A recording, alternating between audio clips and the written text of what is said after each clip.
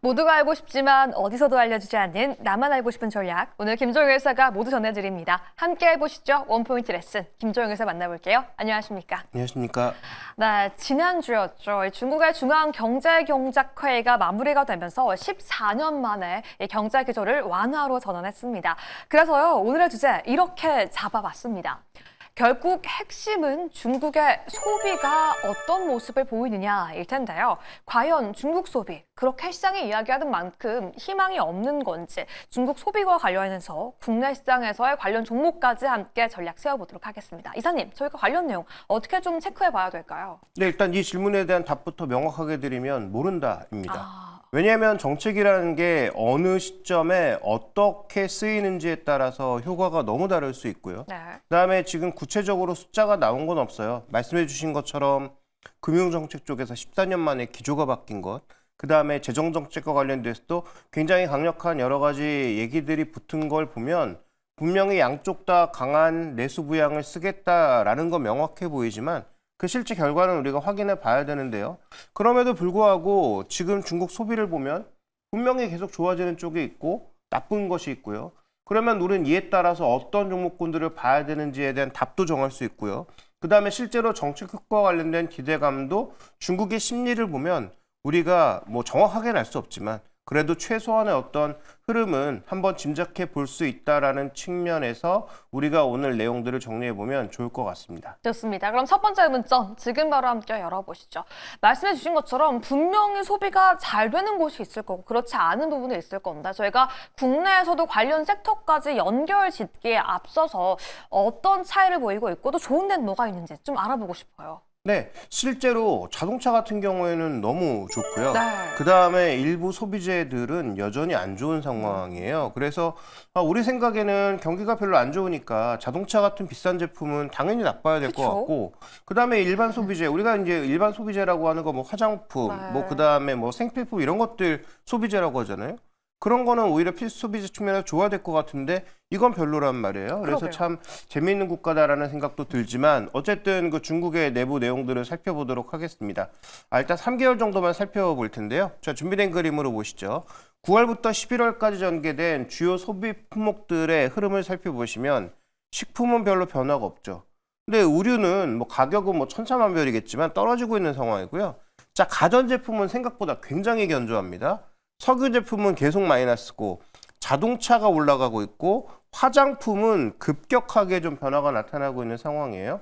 그런데 여기서 우리가 한번 주목해 봐야 될 것은 이런 화장품이라든지 뭐 의류라든지 식품이라든지 이런 쪽에 있어서 10월부터 뭔가 긍정적 효과가 나타나다가 11월에 떨어지고 있는 건 우리가 그 부분을 생각해야 됩니다. 원래 알리바바의 우리가 생각하는 그 광군제는 네. 11월이 핵심이잖아요. 그렇죠. 근데 이번에 한 달 앞서 당겨부터 시작했단 말이에요. 원래 보통은 11월 초에 시작해서 11월 한 11일 뭐 그 이후 정도까지 하는 게 일반적인데 네. 이번에는 뭐 무슨 특수 뭐 세일 뭐 이렇게 해가지고 뭐 우리나라에서도 뭐 여러 가지 행사했지만 실제로는 한 10월 중순부터 그냥 행사를 강하게 해버렸단 말이죠. 네. 그러다 보니까 일부 소비재들은 전체적으로 탄력이 줄고 그 다음에 지난 여름부터 어떤 정책을 썼습니까? 이구환신. 네. 그래서 소비재와 그 소비재 중에서 가전과 자동차에 대해서 이구환신, 새 것으로 바꾸는 것에 대해서는 보조금을 주기 시작하니까 가전은 꾸준하게 사고요. 자동차도 지금 2개월째 특히 오히려 11월 들어서 생각보다 중국 전기차 가격도 우리 입장에서는 뭐 저렴해 보일 수 있지만 그들 입장에서는 전혀 싸지 않은데 그런 전기차들의 소비가 점점 늘어나면서 중국의 전기차는 여전히 가파르게 올라오고 있거든요. 그러니까 그런 요인들을 살펴봤을 때 중국의 지금 소비 시장 정부가 정책 지원해 주니까 쓸 사람은 쓰더라라는 거 분명히 하나의 특징이라고 볼 수가 있겠고요. 그다음에 소비 쿠폰의 효과는 떨어지자마자 바로 없어지더라라는 것도 우리가 산업별로 확인해 볼 수 있습니다. 좋습니다. 좀 특징적으로 차별성을 보이고 있는 중국 내에서의 그 소비 섹터별로 함께 알아봤는데요. 그렇다면 이러한 소비를 진작시키기 위해 노력하고 있는 중국 정부 차원에서의 정책은 어떤 모습 보이고 있는지 두 번째 문점 함께 열어보도록 하겠습니다. 이 보활보의 5오라고 하죠. 중국 정부는 파오우 정책을 쓰고 있는데요. 이 경제 성장률을 5%까지는 유지하겠다라는 정책 속에 경기 부양책을 계속 발표하고 있습니다.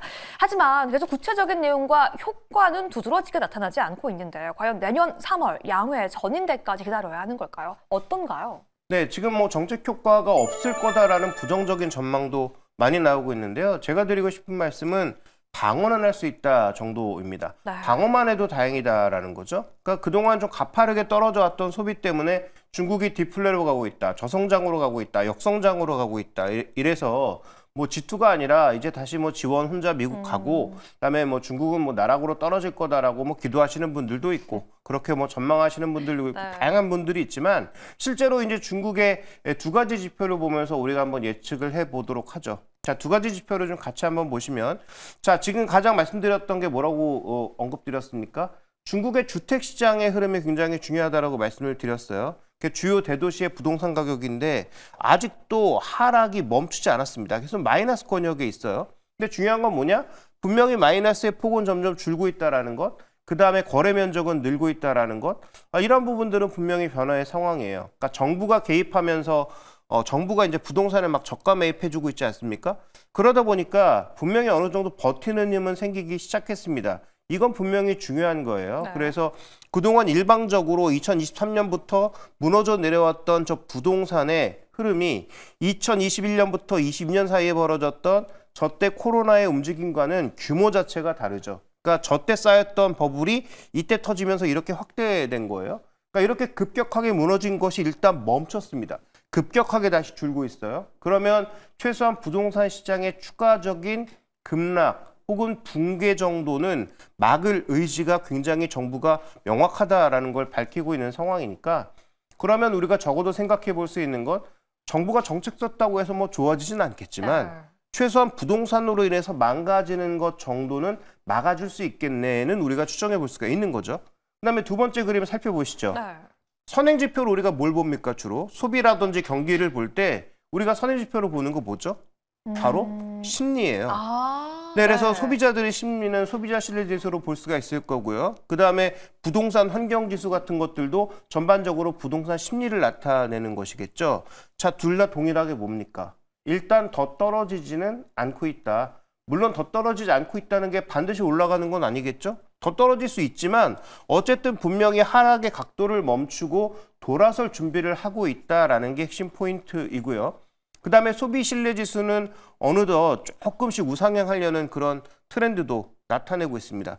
자, 그렇게 본다면 이미 답을 말씀드렸던 것처럼 중국의 두 가지 정책, 뭐 재정 정책이나 그다음에 금융 정책이 아직 숫자가 나오지 않았기 때문에 얼마나 파급 효과가 있을지 또 세부 내용은 3월 달에나 나오니까 그걸 이제 기다리는 기간은 필요하겠지만 어쨌든 이런 정책이 대기하고 있다라고 하는 것은 그동안 이 경제를 망가뜨렸던 부동산의 안정이라든지 그다음에 뭐 고용 시장도 뭐 추가적인 더 억함만 없다면 중국 소규의 급격한 저하는 아마도 막아줄 수 있겠다. 좀 이렇게 봐야 될 것 같습니다. 아직 명확한 숫자는 나오지는 않았지만 그래도 방어 성격의 역할을 해줄 수 있다라고 말씀해 주시면서 저희가 중국의 심리까지 함께 포착해 봤는데요. 그렇다면 이 중국의 이야기를 좀 확장해서 국내까지 연결 지어보면 좋을 것 같습니다. 세 번째 문점 지금 바로 함께 열어볼까요? 과연 이 중국의 소비와 관련해서 국내에서 관련주를 꼽아본다면 어떤 섹터 또 어떤 종목까지 알아볼 수 있을까요? 근데 결국은 중국의 소비가 일부 살아나거나 좋아지면서 그들의 산업이 괜찮으면 우리도 괜찮다라는 얘기 아니에요? 네. 그러면 아까 살폈던 내구 소비재, 이관신과 관련되어 있는 종목이라든지 그다음에 일부 소비재에서 모멘텀이 있는 종목군들 정도는 우리가 좀 봐야 되지 않을까라고 볼 수가 있는 거죠. 그러니까 네. 뭐 중국이 잘 되는지 말지는 뭐 우리랑 상관없고 중국의 어느 정도 움직이는 산업에서 우리나라 기업과 연결되어 있는 것이 무엇이 있는가 이게 결국 중요한 거 아니겠어요? 그래서 그 부분을 살펴보면 아까 언급드렸다시피 준비된 그림 하나 보여주시죠. 네. 자, 이거는 소비가 아니고 산업이에요. 주요 산업들의 산업 생산 추이를 본 건데 화학 제품의 소비는 줄고 있지만 생산은 늘고 있죠. 어딘가로 저가 수출하고 있다는 얘기예요. 네. 철강도 마찬가지죠. 계속 뭔가 산업 생산이 늘고 있어요.